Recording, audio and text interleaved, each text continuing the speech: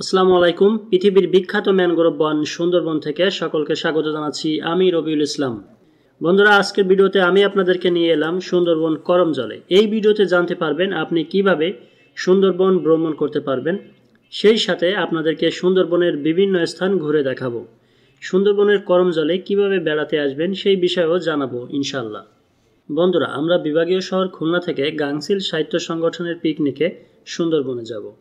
এজন্য আমাদেরকে প্রথমে খুলনা থেকে বাগেরহাটের মোংলা ঘাটে যেতে হবে। খুলনার বৃহত্তম bus terminal Sonadanga bus stand থেকে আপনাকে মোংলার বাসে উঠতে হবে, অথবা খুলনার রূপসাঘাট পার হয়েও মোংলার বাসে উঠতে পারবেন।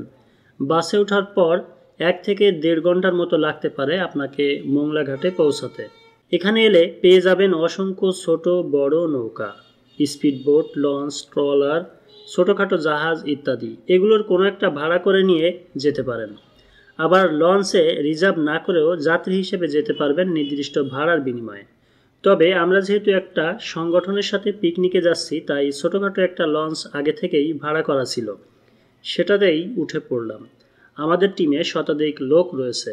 এর মধ্যে বেশিরভাগই লেখক, কবি, সাহিত্যিক, সাংবাদিক, শিল্পী। তাদের সকলের অংশগ্রহণে লঞ্চের ভিতরেই চলছে সাংস্কৃতিক অনুষ্ঠান। মোংলাঘাট থেকে পশুর নদী দিয়ে লঞ্চটি যাবে সুন্দরবনের করমজলে। সুন্দরবনের অন্যতম প্রধান নদী হলো এই পশুর নদী। এটি মোংলা বন্দর সংলগ্ন হওয়ায় এখান দিয়ে সর্বদা দেশি বিদেশি বড় বড় জাহাজ চলাচল করে। এই নদীর পানিতে লবণাক্ততার পরিমাণ একটু বেশি, কারণ এটি বঙ্গোপসাগরের সংযোগস্থলে অবস্থিত। আমাদের টিমের সবাই লঞ্চে ওঠার পরপরই লঞ্চটি ছেড়ে দিল। পশুর নদী দিয়ে শীতের সকালে আমাদের লঞ্চটি এগিয়ে চলছে সুন্দরবনের দিকে। নদীতে দেখা মিলল ছোট বড় অনেক জাহাজ, লঞ্চ, স্পিডবোট, জেলেদের মাছ ধরার নৌকা। লঞ্চে বসে নদীর ঢেউ আর দুপাড়ের অপরূপ সৌন্দর্য সত্যি অসাধারণ লাগছে। মাঝে মাঝে অনেক বড় বড় বিদেশি জাহাজের সাথেও দেখা হলো। জাহাজগুলো এত বড় ছিল যে তার পাশ দিয়ে যাওয়ার সময় আমাদের লঞ্চটিকে খুবই ক্ষুদ্র লাগছিল। নদীপথে ভ্রমণ বেশ মজাদার হলেও আমার কাছে এটি বেশ ভয়ানক। শীতকালে নদীর পানি একটু শান্ত থাকে, কিন্তু তারপরও মাঝে মাঝে অন্যান্য নৌযানগুলোর ঢেউয়ে এবং নদীর স্রোতে কখনো কখনো আমাদের লঞ্চটিও দোল খাচ্ছে। কেউ কেউ এটাতে মজা পায়, আবার অনেকেই এটাতে বেশ ভয় পায়।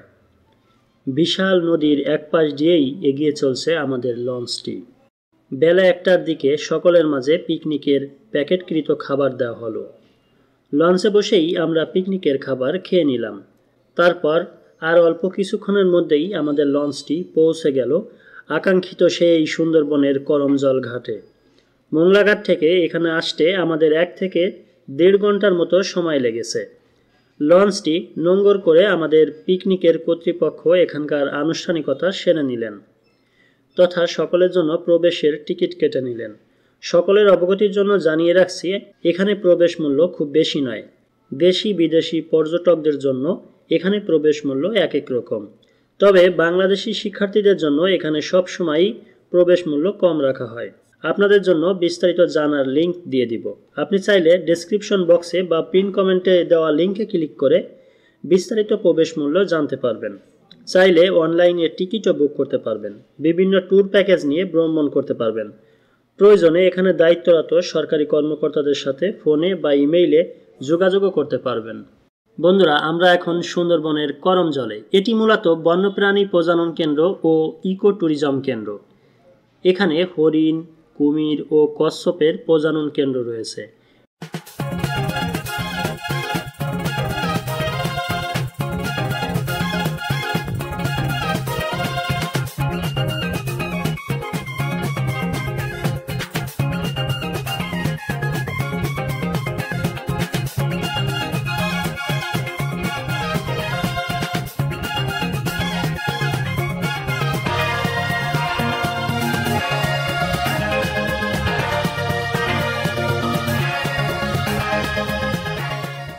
মেইন গেট দিয়ে ভিতরে ঢুকেই আমরা প্রথমে দেখতে পেলাম হরিণের প্রজনন কেন্দ্র। বিশাল বড় একটি খাঁচায় আটকানো রয়েছে অনেকগুলো হরিণ।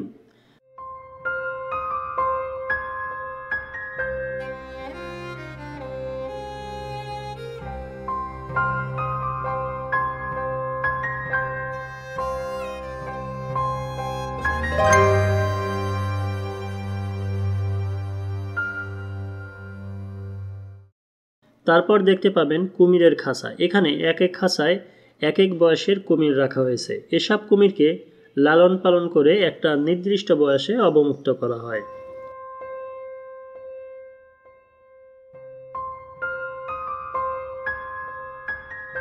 এখানে প্রতিদিনই হাজার হাজার দেশি বিদেশি পর্যটকের পদচারণায় মুখরিত থাকে সবসময়।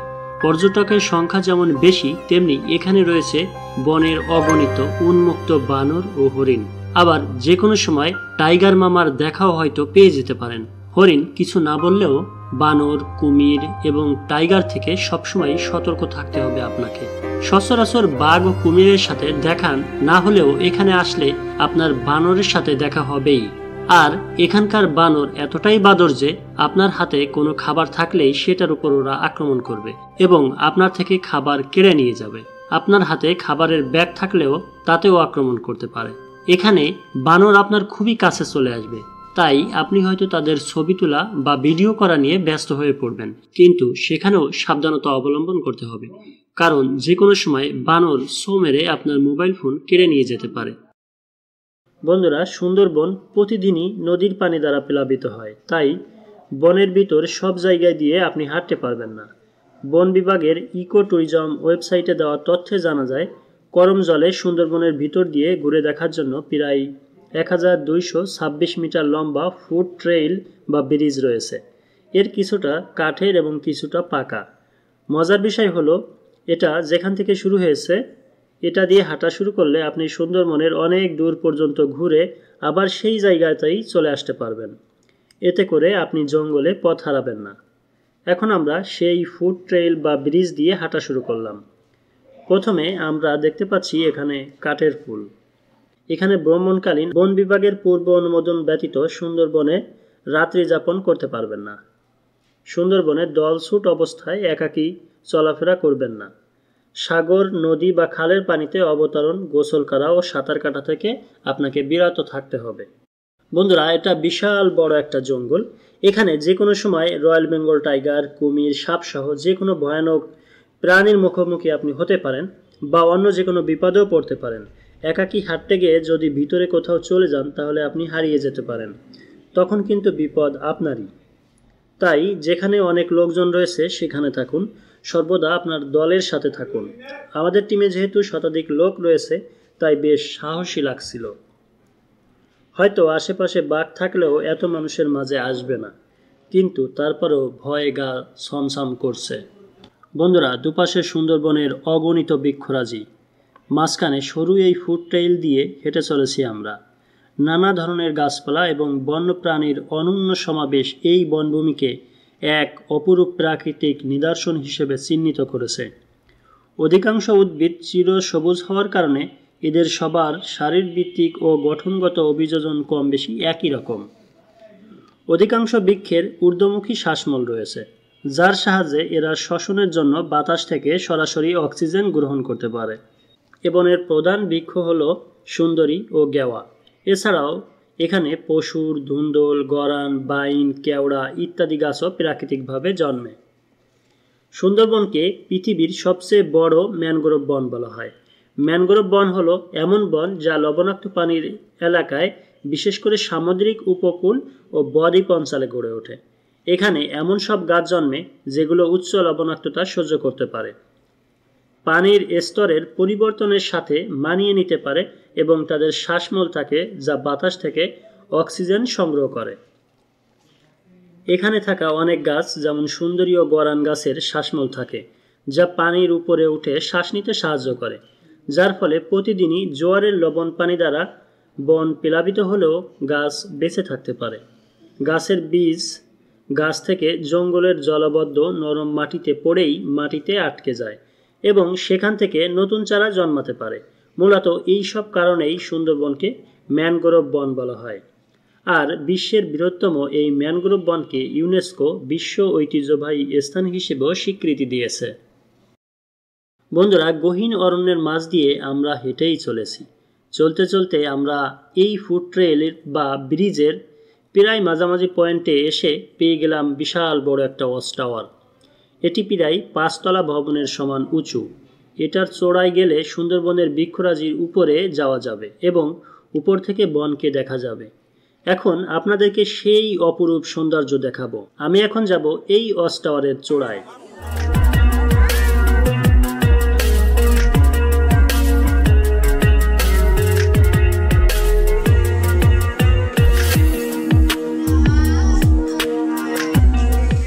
বন্ধুরা, এসে গেছি ওয়াচ টাওয়ারের একেবারে চূড়ায়। দেখুন এখান থেকে সুন্দরবনকে কি অপরূপ লাগছে। সচক্ষে না দেখলে এই সৌন্দর্য ভাষায় প্রকাশ করা যাবে না। ক্যামেরায় যতটা সম্ভব দেখার চেষ্টা করেছি আমি, কিন্তু আপনি যদি এখানে এসে এই সৌন্দর্য দেখেন তাহলে সত্যিই মুগ্ধ হয়ে যাবেন। এক কথায় অসাধারণ লাগছে। কি অপরূপ সুন্দরবন। এই দৃশ্যটা দেখার জন্য দূর দূরান্ত থেকে হাজার হাজার মানুষ ৭ সমুদ্র ১৩ নদী পার হয়ে এখানে আসেন। আমরাও এসেছি অনেক দূর থেকে। এখানে এসে মানুষ ছবি তুলতে ভুল করে না, তাই সবাই ব্যস্ত ছবি তোলায়।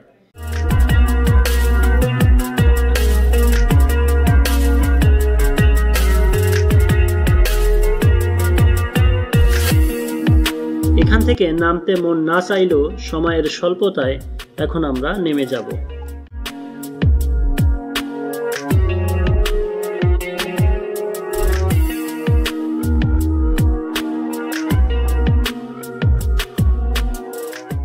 বন্ধুরা, ওয়াচ টাওয়ারের থেকে নেমে পাশেই দেখতে পাচ্ছেন একটা খাল রয়েছে। সুন্দরবনের ভিতর দিয়ে এরকম অগণিত ছোট বড় খাল রয়েছে। এই খালে দেখুন উপারে যাওয়ার জন্য শোলা জাতীয় কিছু দিয়ে একটা নৌকার মতো বানানো হয়েছে। এটা দিয়ে ওপার থেকে এপারে আসছেন এক ব্যক্তি। বন্ধুরা, সুন্দরবনে যত দূর আমরা হাঁটলাম প্রায় সর্বত্রই খেজুর গাছের মতো এই গাছটার দেখা পেলাম। জানি না এই গাছটার নাম কি। কয়েকজন বললেন যে এটা সুন্দরবনের খেজুর গাছ। তবে নাম যাই হোক, গাছটা কিন্তু দেখতে অনেক সুন্দর। শহরে অনেকেই বাড়ির আঙিনাতে এই জাতীয় গাছ লাগিয়ে থাকেন সৌন্দর্য বর্ধনের জন্য। আমরা আবারও পথ চলতে শুরু করলাম। যেদিক থেকে আসছি সেদিকে যাচ্ছি না, কারণ আগেই বলেছি যে যেখান থেকে যাত্রা শুরু করছিলাম এই ফুড ট্রেইল দিয়ে হাঁটলে আমাকে সেখানেই নিয়ে যাবে। যদিও যখন হেঁটেছি তখন এটা জানা ছিল না। সবাই হাঁটছে তাই আমরাও হাঁটছি। ইচ্ছা ছিল অনেক দূর পর্যন্ত হাঁটবো। আমরা প্রায় 1.5 থেকে 2 ঘন্টা হেঁটেছি। হাঁটতে হাঁটতে সুন্দরবনের ভিতরে এক বাউলের দেখা পেলাম, যিনি গান গাচ্ছিলেন। গলায় ঝোলানো আইডি কার্ড দেখে বুঝলাম তিনি আমাদের টিমেরই একজন মেম্বার, আমাদের সাথেই আসছেন। আমরা কিছুক্ষণ তার গান শুনলাম। চিরদিন কুপথে গমন, তোমার নাম শুনেছি পতিত পাবন, তোমার নাম শুনেছি পতিত পাবন। দয়াল তাইতে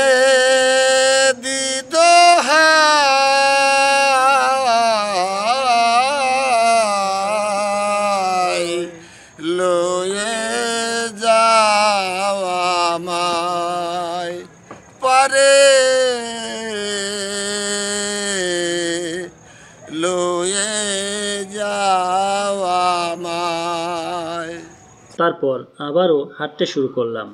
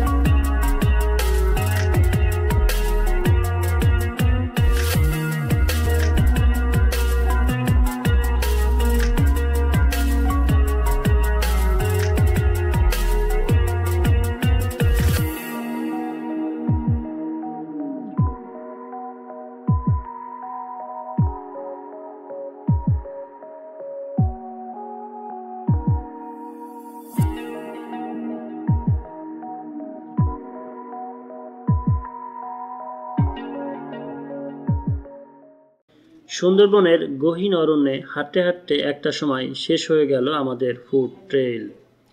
চোখের সামনে মিলল সেই প্রবেশ গেট, অর্থাৎ আমরা যেখান থেকে যাত্রা শুরু করছিলাম তার পাশেই এসে পৌঁছালাম।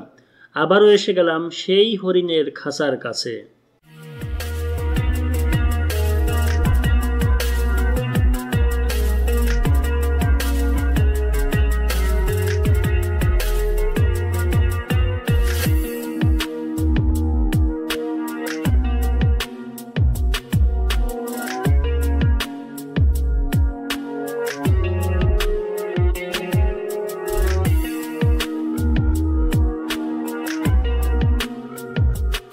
এবার আমরা হরিণের খাঁচার অপোজিটে ডলফিন কর্নার যাব।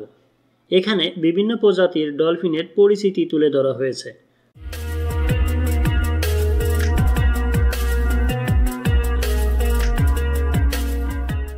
সুন্দরবনের করমজল পয়েন্টে আপনি বেড়াতে আছেন, তো কেমন লাগছে? অবশ্যই ভালোই লাগছে। আপনার অনুভূতি বা মন্তব্য সম্পর্কে যদি আমাদেরকে। আমার অনুভূতিটা আসলে খুব ভালোই লাগতেছে, এটা তো অবশ্যই, যেহেতু এর আগে কখনো আমি সুন্দরবন আসিনি, আজকে প্রথম, তো সেই দিক থেকে আমার অনেক ভালো লাগছে। রয়্যাল বেঙ্গল টাইগার খ্যাত এই সুন্দরবন, তারও একটা যদি দেখতে পারতাম সংরক্ষিত, সেটাই ভালো লাগতো। কথা বলতে বলতে আমরা দেখতে পাচ্ছি ওই যে সামনে বড় টাইপের, বেশ বড় টাইপের একটা বানর কিন্তু এদিকে হেঁটে আসছে। এটা আমাদের জন্য বিপজ্জনক হতে পারে। দেখা যাচ্ছে ক্যামেরা ছিনতাই করে নিয়ে যেতে পারে, অথবা আমাদের হাতে যদি কোনো প্রকার খাবার থাকে তাহলে। ঠিক আছে, একটা বানর কিন্তু আমরা দেখলাম অনেক দূর। তো এই যে আপনি কিন্তু এরকম কিন্তু মানে খোলা মেলা যে প্রাণীগুলোকে দেখতে পাচ্ছেন, এটাও কিন্তু আমি এটাই ভালো লাগলো। এই পাশে যেমন এই যে আটকানো আমরা হরিণ দেখতে পাচ্ছি, এই যে দেখতে পাচ্ছেন দর্শক, এই পাশে কিন্তু আটকানো অনেক হরিণ রয়েছে। তো বন্ধুরা, অনেক ঘোরাঘুরি হলো। আমাদের পিকনিক কর্তৃপক্ষ আমাদেরকে যে সময়টায় লঞ্চে আসতে বলেছিলেন সেই সময়টা প্রায় হয়ে আসছে। এখন আমরা আমাদের ঘোরাঘুরি শেষ করব এবং আমাদের লঞ্চে ফিরে যাব। জীবনে প্রথম সুন্দরবন ভ্রমণ করলাম, নতুন এক অভিজ্ঞতা অর্জন করলাম। বন্ধুরা, আমরা সবাই আমাদের লঞ্চে ফিরে এলাম। আমাদের টিমের সবাই লঞ্চে উঠে গেছেন। তারপর আমাদের লঞ্চটি ছাড়লো। আমরা এখান থেকে যাব আবারও সেই মোংলা লঞ্চ ঘাটে। বিদায় সুন্দরবন, ভালো থাকো সুন্দরবন।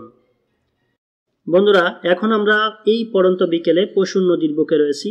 এখান থেকে সকলকে আবারও ধন্যবাদ জানিয়ে শেষ করছি আজকের ভিডিওটা ভালো লাগলে লাইক, কমেন্ট ও শেয়ার করে দিবেন এবং আমার চ্যানেলে নতুন হয়ে থাকলে সাবস্ক্রাইব করে আমার সাথে থাকার অনুরোধ রইল। ভালো থাকবেন সবাই। খোদা হাফেজ।